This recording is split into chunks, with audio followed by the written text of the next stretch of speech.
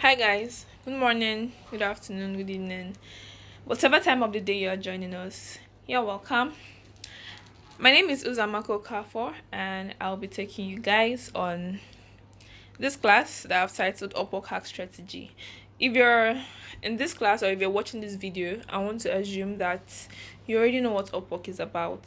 But for benefit of doubt, for those who may have jumped on this video out of curiosity, I'll just take a few seconds to explain or tell you what Upwork is about. Now, Upwork is a platform. Think of it as a job board. You're probably used to Jobberman, Indeed, or all these other platforms where they post jobs on. That's just what Upwork is like, but with a little difference, definitely. Now, Upwork is a platform that lets freelancers connect with clients and vice versa. That also let clients connect with freelancers. Now, you get jobs by clients post the jobs on the platform. Freelancers who are also on that platform and have registered their services or their skills get to see these jobs, and if it's something they feel they're qualified for, they apply for it. So that's just how this platform works. Now, as simple as it sounds, it gets a bit messy or a bit frustrating for some freelancers, because definitely you're not the only freelancer who sees a job when it is posted. There are so many other freelancers on the platform for the same reason as you are there, to make money, to work and make money. And there are so many people who also see the same jobs that you see and who are also qualified as you are for the job. Do you get? So this is why I come in to give you a step-by-step guide on how to get your first or your next client on Upwork, even as a newbie freelancer. By newbie freelancer, I mean even if you've probably not been hired elsewhere before. So I'm here to help you demystify the whole, oh, it's very hard to get jobs on Upwork, this one, that one. Yes, so this class is for you if you want to earn in dollars. Dear brethren, if you're in Nigeria or most African countries, you'd agree with me that earning in dollars is a big deal, especially considering the economic situation we're in and every other factor put in place. Because, for example, right now in Nigeria, a dollar is about 490 naira to $1. Yes. So you can imagine if you're making like $100, $200, $1,000, $2,000 in a month on Upwork, you definitely be doing something for yourself. So if that is your goal, if that is what you like, if an extra $2,000 or $1,000 would make sense to you, you should stick to this video. This class is also for you if you want to connect with foreign clients who are willing to pay you better because they understand the value that you bring. I don't mean to shade Nigerian clients, but if you work with Nigerian clients and you work with foreign clients, I don't think you ever want to work with Nigerian clients again, because mainly because foreign clients understand the value that you're bringing. Nigerian clients, I don't know if they don't understand it, or they don't want to understand, or they want to pretend they don't understand so that they can decide to underpay you or tell you they pay you with exposure. So if you want to connect with foreign clients who will pay you better because they understand the value of your skills, this class is for you. If you have a skill which can trade on Upwork.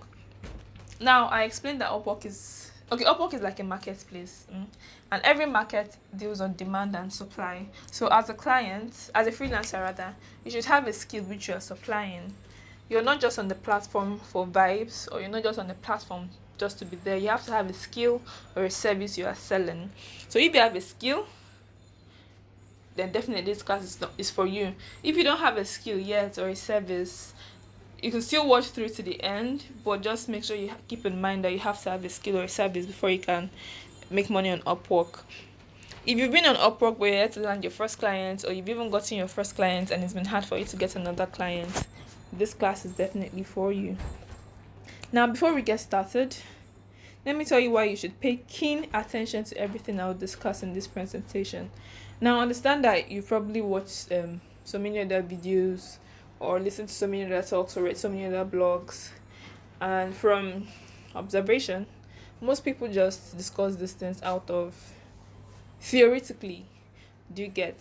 They probably signed up for one of that class where they discuss it, and we know how how the information industry is now. People could just sign up for a class, go and tap materials, and jump on another class, teach the same thing. So some people just teach theory. Do you get? They don't teach practical. But I stand out in this case because things I'll be teaching you are things that have helped me. I've been in your shoes before, let me tell you. I've jumped on Upwork, gotten my first client, and it was hard for me to get another client. And I was like, what's going on? Blah, blah, blah. So then I had to like ask for help, sign up for mentorship classes and all that before I was able to figure out that this is what I'm doing wrong. And I'll be discussing some of those things that I discovered that I was doing wrong that I eventually fixed and it started helping me get clients. So now for over 15 months I've been helping freelancers get clients on Upwork, even newbie freelancers, even if they're just new at freelancing and have never been hired elsewhere before. And you don't have to take my word for it, darlings. I understand so many people say so many things just to get your money or to get your attention or to get whatever. I know. So I'll be sharing some of the testimonies I have received from my students. And there are so many. I can't even share everything. But you can also check me out on Facebook. Okafo Zamaka is my name on Facebook. Okafo Zamaka Mary Joy is my name on Facebook. So the strategies that I teach are things that worked for me and things that worked for my students. So no, I'm not here to sell snake oil to you or whatever. But disclaimer before I proceed, things you learn, I would like you to understand that Upwork is not a get-rich-quick scheme. Do you get? Because I know people, you've probably seen people or heard testimonies of people that are making like $3,000 a month on Upwork, $5,000 a month on Upwork. They didn't just jump to that level. And it's the same with not just Upwork, but with every other platform. But let me just discuss it because I've observed that so many people come in with that whole mindset of, once I jump on Upwork, I should start seeing money sharp. I should start like making my first millions or 2 millions or whatever. It doesn't work that way. Do you get? So you should understand that this is not a get-rich-quick scheme. It involves building. It involves patience. It involves consistency. You need to be optimistic and every other thing positive. So these are some testimonies from my students. You see, Faith says, finally, many thanks to Zamaka. Finally, because before my class, he's been trying to like get gigs on Upwork, but it wasn't working for him. He was doing some things wrong before I took my class. Another person said, Uzo, I just landed my first job. And this other person, Esther, she says, she goes on and on to say so many things about mindset and every other thing. And these are some of the things I discuss in my class. Mindset, demystifying so many things and every other thing. So let's get started. Let's just get into the video. In this presentation, I'll be discussing 2 things I've noticed are responsible for most freelancers' low hire rates. Profile and proposal. These two things, I don't even know how to emphasize on it, but your profile on Upwork is like your CV. You know when you're applying for normal jobs, you take your CV, you write your education, work history, every other thing. That is what your profile on Upwork is, and it is a place where you have the opportunity of selling yourself. This is the opportunity to. Every freelancer has the same opportunity of writing things on their profile, but what you write is what makes you stand out. I compare profiles to like dollar bills. You have $1 and $100. Same bill, same paper, same ink, same quality of paper used in printing it, same quality of ink used in printing it. But what you write on the paper, what you write on your profile, is what determines if you're $100 freelancer or if you're a $1 freelancer. Do you get? So your profile is really important. Your proposal is really important. People may pay more emphasis to the proposal section or to proposals, which is also definitely your proposals are important. Don't get me wrong, they're really important. But people pay more attention to the proposals and forget that sometimes there could be like 2 or 3 other freelancers with excellent proposals. So how do you stand out? And now the thing with freelancing on platforms like this, or generally, is that you should always find ways to set yourself apart. You get, you should always find ways to market yourself, to always be the preferred candidate. So every opportunity you have, your profile section, your proposal, every other thing, you really really need to optimize it to get the best of it. So let's get into your profile. Now your profile has, I think, about 10 sections. You have your picture, your education, work history, this one, that one, but I'll be discussing just 4 sections in this video. And those 4 sections are your picture, your portfolio, your title, and your overview. Now in choosing a profile picture, I already wrote some steps here. I said something as simple as your profile picture can influence your potential client's decision. And this is so true. I've even observed it too. Sometimes if people send me a message, I know I probably shouldn't be doing this, but I'll probably respond faster to somebody who is smiling on the person's profile picture. I've caught myself doing this like 3 or 4 times, and I'm like, heck, this is psychology or something. But I would advise that your profile picture should be professional, and you should try and smile in your picture. It's not a passport. It's not a passport. Do you get? This is somewhere you get to showcase your face. And I also advise have a plain background. Don't have a very busy background where people could be passing, or trees, or clothes, or anything. Just have a very professional looking picture, and with a plain background. You don't have to go to the studio for this. Do you get? This is something you can use your phone to snap. And there's this okay, I haven't wrote it here. You can change the background of your picture. So for example, you've snapped a beautiful picture that you feel in future you feel like, oh, this would make a good proposal and profile picture, but your background is busy. You could just use this. You could just visit pfpmaker.com and change the background of your picture there. So I showed you 2 examples. Now in the picture on the left, my background is busy. I have a chair, I have so many things going on my background. This isn't even really professional. Lips closed and every other thing. But the other picture is professional. I'm smiling, my background is plain. So if I were to choose between these 2 pictures for my profile, I'll go with the one on the right. So the next thing we'll be discussing is your portfolio. Now your portfolio is where you get to share samples of your previous works. Previous works related to the service or the skill that you are selling on Upwork. You get? So let's say you write ebooks for people. So your portfolio section is where you get to have a blurb, like showcase samples of ebooks you've written in the past, maybe a link to the book or whatever. But make sure if you have ghostwritten these books for somebody else, and you people have signed a non-disclosure agreement, you don't post it there. Do you get? If you don't have samples of works you have written in the past for somebody, you should learn to create samples. So for example, when I started writing, I was just writing generically, but when I said I knew I would want to write or have a niche in the health and beauty industry. So I wrote a few topics. Do you get? I googled for a few topics that were in that industry, and I wrote on them. So in future, when I was going through job posts, and I saw a job that I felt, okay, I want to write this job, or I want to take on this job, all I did was link back to the other post that I had written in the past. I sent it as a sample, as my work sample. Do you get? And I also have it on my portfolio section, and this is a sample of what I have written. So when you're starting out as a freelancer, I understand that you may not have samples, or you may not have previous clients. Do you get? What you should do at this point is create relevant samples. By relevant samples, I mean samples, works related to the services you want to offer on Upwork or skills you want to offer on Upwork. Do you get? That way, it helps you. And the importance of your portfolio or having previous work experiences, you would see it when you're writing your proposal.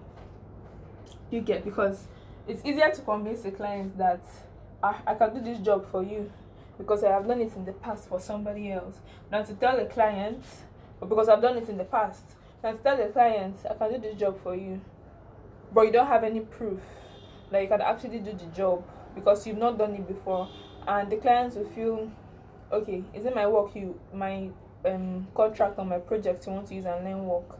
Do you get? And you should understand that there are other freelancers there who are also bidding for the same job as you. So having work samples is going to be is really important in giving you an edge over getting the job you want to get.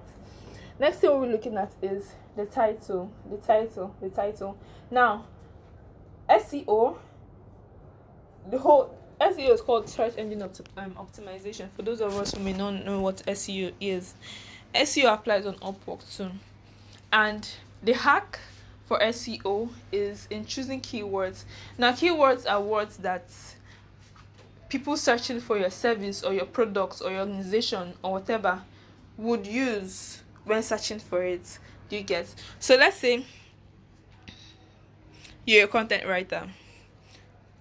If someone is looking for a content writer, definitely the person is going to search for content writer. So, and the thing is that sometimes people do not there's something called getting invites on Upwork. So sometimes people may not post the jobs directly on the platform. They could just go through Google and maybe type something like content writers on Upwork. Do you get? Or blog writers on Upwork, or article writers on Upwork. If your title and your overview is optimized for those terms, your profile, there's a high probability that your profile will pop up. Do you get? So when you're writing your title, don't just write anything that's in your mind. You have to be intentional about your title. So I said, to make your profile search engine optimized, your title should have the keywords your clients would use while searching for your service. And I went on to give examples. I said, for example, if you're a content writer, your title can read creative content writer. It writes for health and beauty industry. So let's say you have niched to health and beauty sector. Okay, I think I'll take out a few seconds to talk about niching too after this slide. So if you have niched to, let me say, health and beauty industry, your title can read expert health and beauty content writer. So let me just take a few. I did not plan on talking about niching, but it becomes important as we go on.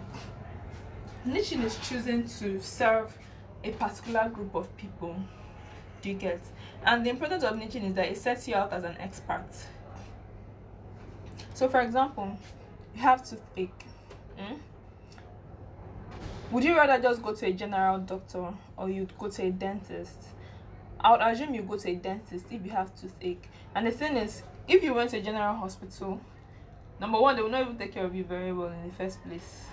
Do you get? But even if you went there, they will charge you less because they are not specialists. Most times they'll actually refer you to a dentist. But let me just imagine that you go to a general hospital where they decide to take care of you. They will not charge you as much as the dentist will charge you. I went to the dentist once and just to pick a card, I paid 5k. He had not even touched me or anything or opened my mouth. I already paid 5k. But I'm sure if I went to a general hospital, I may not pay as much as that for just consultation or picking a card or something like that. So the thing with picking a niche is that it sets you out as an expert. Now, you're probably new to what you're doing. There are 2 ways you can niche, or 3 ways actually. There are 3 ways you can niche. You can niche according to industry, you can niche according to service, you can niche according to both industry and service. So for example, I'm a health and beauty writer. I also do lifestyle, but let's just stick to health and beauty. I'm a health and beauty writer. That is industry. What do I write? The different things you can write. You have article writing, blog writing, listicles, case study, white papers, product reviews, product descriptions, blah blah blah. That is service. So you can also decide to niche just on service. So if you niche according to only service, what this means is that you could decide to be writing articles, blog posts, this one, that one, for any industry. Do you get?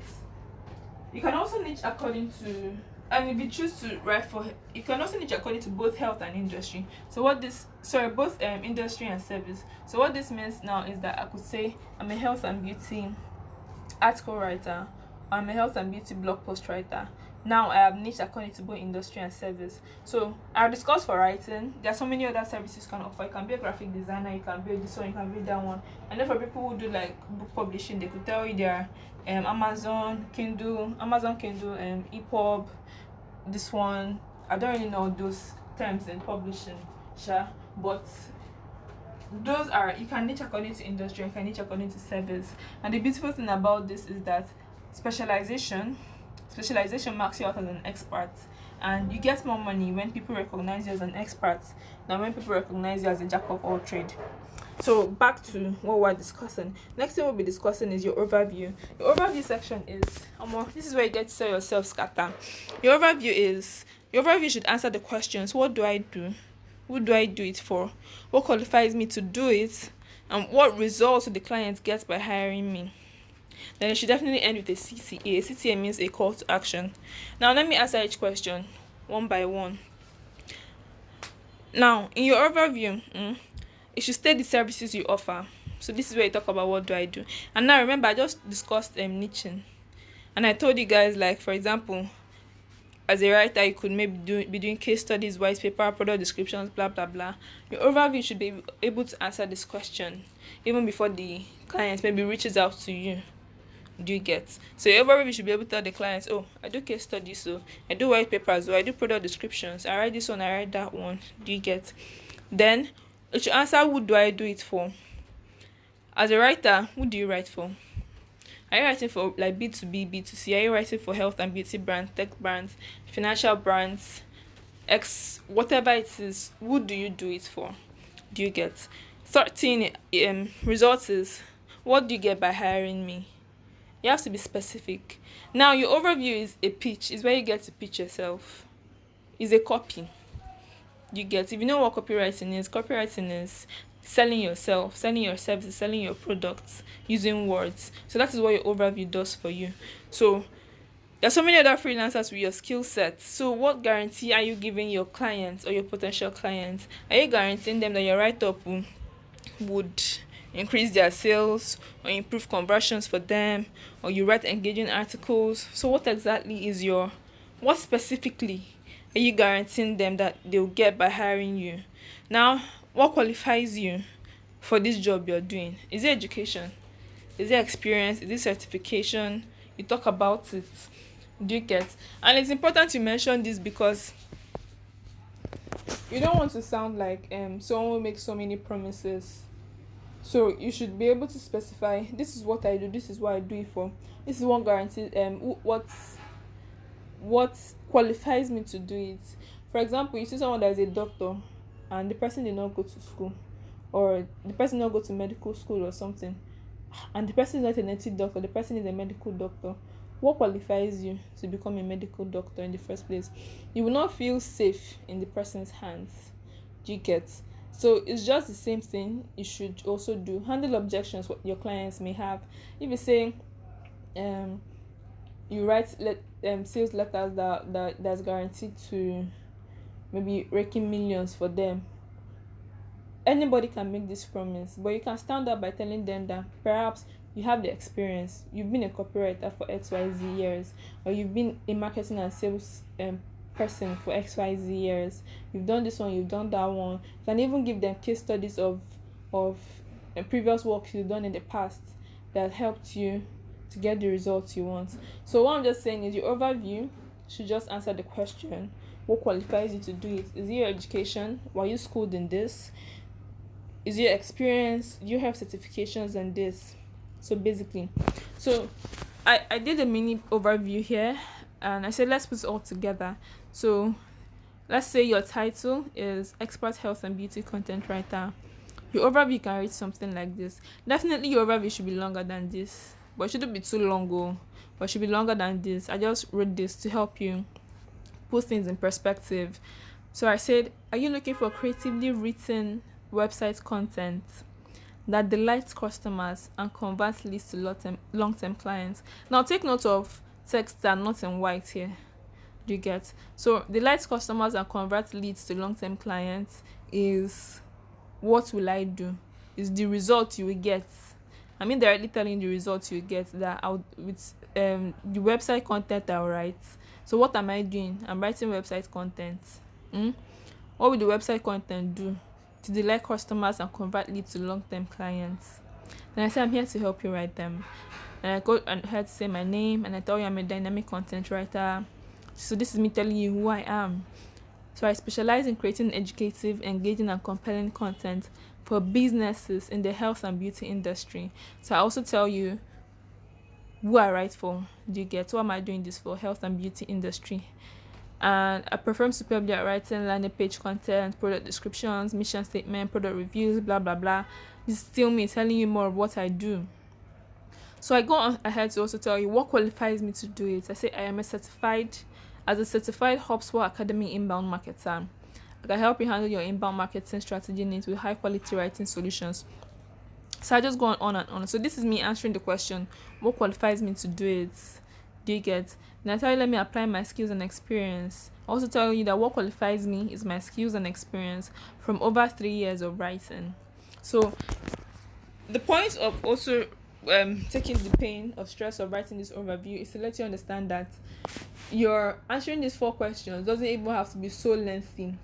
So I don't want to imagine that you think, okay, your overview should become like inaugural lecture speech or something like that. Your overview should be concise, it should be clear, it should just answer this for it should definitely answer these 4 questions. Then you should end with a CTA is call to action. So it could be maybe hit the invite button now, or contact me, or whatever the next step you want them to take is. Now to the almighty proposal writing. Proposal writing is, meanwhile, I hope you guys have been getting me. I know this is not a real class, but I just hope you've gotten what I said so far. If you have any questions, you drop them in the comment section, and I'll definitely be going through the comment section with time to answer whatever questions you may have. Now, your proposal writing, this is the section you get to answer 2 main questions. Are you capable of handling the project? And do you care about making the client's life easier? Do you get? Now, the thing I've noticed about most proposals that I've read from my students or people who sign up for my class is that people write selfish proposals. Do you get? Selfish proposals and proposals that, let me just leave it as selfish. Let me not go further. But by selfish proposal, I mean a proposal that is centered on you as a freelancer. So I've read proposals that are more like even needy proposals that are like, please give me this job, please, I really need it, I need the money. Like, fine, you need the money, but I mean, give me a reason to give you my money. Even me, I want to give you my money as a client, because I also need to get this problem off my back. So the thing about, that's why I started this video by telling you, you have to have a skill or a service set on Upwork, so that you don't jump on Upwork and you're seeing jobs and you're begging clients to please give you their money. You get? I've also seen proposals that selfish in the sense of so many eyes. Like, you read the job description, you don't even let the clients know that, oh, I've read your job description, no, I understand what you want to, all this one or all that one. You get? Just really selfish proposals that just bricks of I, like first person pronoun. That's what I mean of by I. Now your proposal, the dominant pronoun in your proposal should be you. By you, you're referring to the client, and you talk about your proposal should discuss how you help the client handle the project, with proof that you can actually help the client handle the project, and this is the result you get by handling the project. So in the next slide, I tell you that your proposal should have these 5 features. It should be solution based, it should make a big promise, it should be clear and concise. Because it should be concise, because some people just write proposals, and if you ever take the time to read it as a client, you don't even really know what the person is promising you at the end of the day. It just talks about so many things. You get so excited and you talk. I don't even think most clients will go through all that stress. But sometimes I go through all that stress maybe when I read from my students or something like that. But if I were a client trying to hire somebody, I wouldn't go through all that stress. So your proposal should be concise. It should have evidence of what qualifies you to handle the project. Do you get? Remember I talked about evidence and when I was discussing your portfolio section, and I told you it's important to have samples because it helps you when you're writing proposals. Because it's easier to convince someone to give you a job because you've done that type of job before than when you want to use the person's job as the first or as example of what you can do. Then CTA means call to action. So now if you read this proposal I wrote, now the first picture to the left is the client's job description, the client's job post. So he said, I'm looking for badass writers who want to help build an up and coming blog for entrepreneurs, blah blah blah blah blah blah blah. Now, there's so many things. Proposal writing is like, I think I handle proposal writing in 1 or 2 days in my class. Because I have a paid class where I discuss more of all these things. You get? I break it down, discuss mindsets, hacks for freelancers, discuss proposal writing, discuss your sections of your portfolio, of your profile, different things. Do you get? And I go on to even discuss a lot more on proposal writing than just this 2 slides I've discussed so far. So one thing I should mention is when you're writing your proposal, first thing you have to keep in mind is that you're writing to a human being. It's a human being that posted this job. So you're writing to a human being. Because some proposals are just so mechanical. They're just so as if you're writing to a robot. Do you get? No empathy, no human touch, no feeling attached to the proposal. Your proposal shouldn't be that way. So one thing you should also do while writing your proposal is observe client's tone. Do you get? I did not write on the previous slide, but these are like other things. Observe client's tone. Now, in my proposal, you see, I said, "Hi, Alex. You need a writer with the right blend of seriousness and fun to write your articles that are engaging and persuasive." Now, remember I also told you guys that it's important to make a promise. So I've indirectly just told this guy that the articles are alright, will be engaging and persuasive. And I was able to come up with this because I read the job description, and if you check the link, I observed the tone of the articles written on this blog, that this is why I'm brokeblog.com. I observed the tone of the articles written there, and I found out that they were fun, but they were also serious. Do you get? So that's why I said the right blend of seriousness and fun. Then I told him, I'm that badass writer you need. He used the word badass. I wouldn't have used the word badass if he did not use the word badass. Or if I was writing to a client that I perceived to be very professional. It's not like this client wasn't professional. He's professional, but I mean, had the blend of seriousness and fun. That's why I also used the word badass. So I said, I read the articles on the link you shared. Now, why I wrote this or why I let him know this is because he shared a link. And definitely he shared the link because he wants me to read it or to read the stories there. So it's important that when you read a job description, you should let the clients know that you have read a job description. There are different ways of doing this. You can write something like, you can reiterate or re-say what the person wants you to do in a different way. Do you get? So I told him I've read the articles on the link you shared, and I know I can write even better. And I said I've attached 2 samples of my previous works to prove this to you. Do you get? I hope you're following me. I did not stop at telling him I can write better. I also went on to tell him, like, see what I have written. This is proof that I can write better than these other guys that you have or that you're trying to model. And I said, I am super confident. Now your proposal you should sound confident in your proposal. Should get.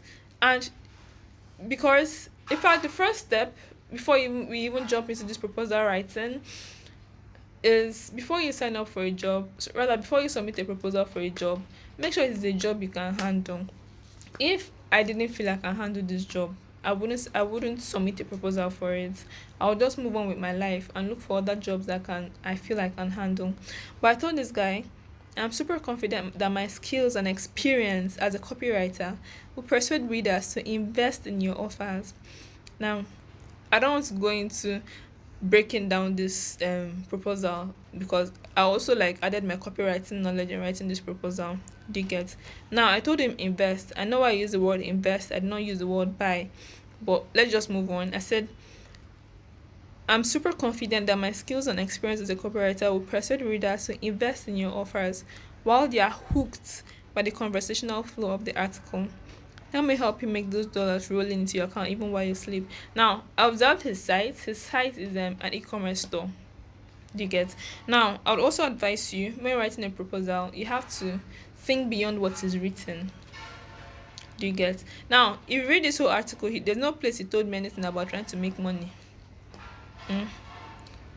That he wants to use to make money. But the thing is, he has an affiliate. His site is an affiliate marketing site, and the thing with affiliate marketing is you're writing articles so that those articles can fetch you money. Do you get? So that was what I told him. Let me help you make those dollars roll into your account even while you sleep. For some jobs as a writer, for example, I know you could be a graphic designer or whatever. So I'm just discussing writing because that's what I do. So some jobs as a writer, it could be, you may just be there to write an informative post. It's not like the post to bring in money, or it's supposed to be a direct means of making money. But you should let you understand that, okay, whatever it is you're doing, if you think your client's primary aim is to make money or to inform or to educate, you should be able to know even without being told. And you know these things by observing or by knowing what the job is about. Do you get? Then I say kind regards, MJ.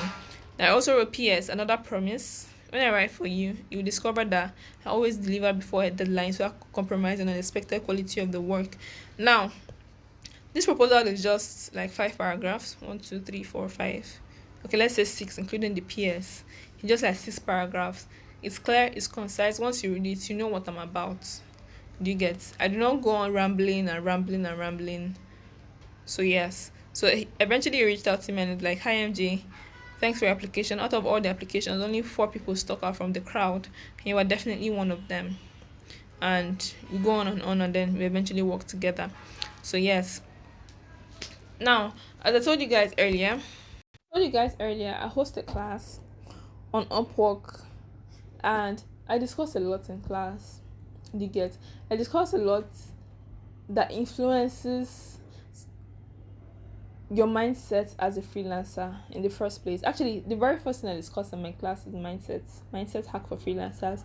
And I discussed this first because that was what gave me my break when I wanted to start freelancing, because some of you have seen people making money online, but you do not yet believe it can be a reality. Do you get? And it's difficult to manifest what you do not believe in. It's difficult to, it's not motivational speech. Do you get? I'm sure you must have heard that your mind is everything, your mind is where you build everything, and you think it's motivational speech, but it's not motivational speech. If you do not conceive something in your heart, even if you see it in your hand, it's not last in your hand, because it's going to be like a mistake. It's going to be like, this one misroad, because your mind does not accept it. It's just like gamblers and the rest. They make a shit ton of money, and because they have not built the capacity to take care of that money, they spend the money till they're back to zero. Do you get? So it's the same thing with anything. If you want something to manifest in your life, your mindset has to just adjust or expand, or whatever the word it is, it has to be able to accommodate it. So the first thing I discussed in class is mindset. Then I also discussed business of copywriting. So in the proposal I shared with you guys, I told you that I used my knowledge of copywriting to write that proposal too. Do you get? So I discussed business of copywriting. Disclaimer, please. I'm not telling you that when you attend my class you become a copywriter or something like that. I do not teach copywriting. That's why I told you should have a skill already you have to sell. It could be writing, it could be coding, it could be graphic design, it could be whatever. But whatever it is you're selling, you need to have, even if it's basic knowledge of copywriting. And that is why I discuss it in class. And I'm not discussing copywriting so that after my class you go and become a copywriter. No. You can still go and learn on your own, yes, but I'm not telling you that after my class you become a copywriter. So that is the disclaimer I'm trying to make here.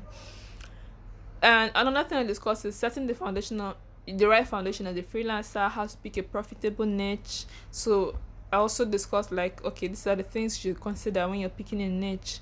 How to create an optimized Upwork profile. By optimized, I mean even for search engine, they get like to increase the chances of being found. Then how to write job winning proposals with templates. Now, the importance of having these templates for proposal writing is that, as I said earlier, you're not the only person seeing a job when it is posted. There are thousands of other freelancers seeing it. Now, Upwork is accessible to 180 countries. It's a global platform. It's not an African owned thing or for just US citizens or something. It is a global platform. People from over 180 countries have access to this platform.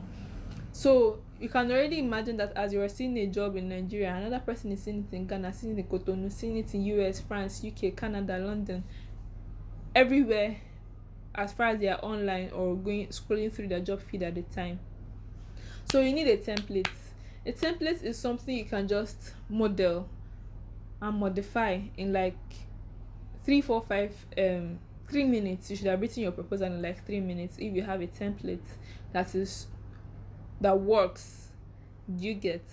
And the importance of submitting your proposals early, or being among the first 5 at least, is that clients view proposals according to how they are sent. Do you get? So if you see a job and you're seeing like 10 proposals already, or even 5, just move on, because before you can even finish writing your proposal, you may by the time you're submitting, you may start seeing like 15 to 20 proposals already on the job. Do you get? And if you were a client, if you're going through the proposals according to how they're submitted, once you see the person you want, there's really no need going through the remaining 20 or 50 proposals. So you need a template, and I share a template in my class. I also share another sample that is different from this one, on how I applied that template while writing the job proposal, and I got the work. Do you get? I got the job, I got the contract, or whatever. Another thing I also discuss is factors to consider before applying for the job. I already discussed one of them here, and that was like, if you see like so many proposals already, you should just move on. There's so many other factors to consider before applying. There are not so many, but I discussed like 8 other factors to consider before applying for a job in class. I also discussed factors to optimizing your social media accounts for visibility.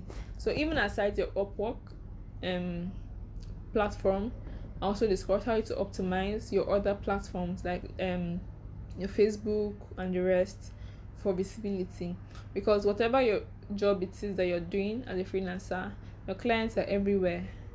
They get, but you should also find ways to attract them to you, and how you optimize your accounts, how you set up your social media accounts and your Upwork profile are wonderful ways of getting the right people to you. Then, as bonus, I share a material on Fiverr, how to create optimized gigs, and some ebooks on copywriting to get you started on copywriting, in case that is something you want to explore in the future, or even just for yourself. You get? How to get in? I don't know. I'm usually ashamed to tell people that the fee for my class is 3.5 because it is ridiculously cheap. But the reason I set my fee at 3.5 is that I understand the pain for most people. You get? And the shoes most people are in right now is the shoe I was in about a year ago plus. Do you get? And I understand that so many people are just no jobs, no this one, no that one. But if I were to set the fee for my class and at something close to the value it offers, it's definitely not be anything less than thank you. And of course, you don't have to take my word for it. I know it's my class. You feel I'll hype it. Yes, I'll hype it because it's worth it. But I asked my students one time, I wasn't in the middle of the class. This was like, I think on a Wednesday, on a Thursday. And I was like, okay, with the value of what you've gotten me, what you still get, how much should this class be? And they were telling me 10K will not be much. There are even people that are charging 20K for the same thing I'm teaching, and they're not even teaching everything I'm teaching. Do you get? And apart from just what I teach, when you consider how much money you can make with it, I know someone that said, if so many testimonies, so many testimonies. One babe was like, she doesn't even know how she would have admitted her father in the hospital when her father fell sick if she did not attend my class. and start learning how to earn in dollars. So this one says I've gotten so many amazing testimonies that are even beyond my expectations, beyond my what I imagined my class would be helping people achieve. Do you get?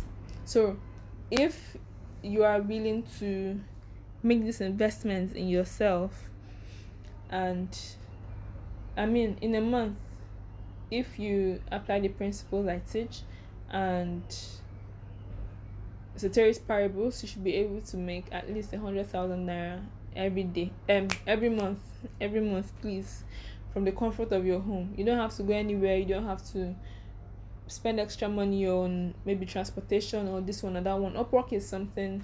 Is a remote job experience. It's something that gives you is remote working. So from your home, you can cut out all the money on spending on for transport, maybe going to your place of work, and then even somewhere like Lagos, or not just Lagos, Abuja, so many expensive places in this country that from point A to point B that could be like just a stone throw away. You already spend like 100 naira, 200 naira. You can imagine how much all that money will save you in a month with what you learn in my class. So yes, for my class is 3-5. Now, as you're listening to, today's date is like I think 19th of May. Yes. So in case you come like next 2 weeks, next 3 weeks, and you find out that it's no more 3-5, just know that this was probably a limited opportunity, a time limited opportunity. So in like it can increase anytime because I know the value of what I am giving out, and I know it is way, way, way higher than 3-5. Even that 10k self is even higher than 10k because this was sometime last year. This was 2020. This is 2021. I have added a whole lot to the class, so I'm sure if I ask the question again, I'll be getting like 15k, 20k. But yes, let's just leave it at 3-5. Fee for my class is 3-5. I'll attach the link to my seller account so you can see more of what I discuss in class and you can sign up for it. Remember, if you have any questions of what I've discussed so far or other things I discussed in class, you hit me up in the comment section.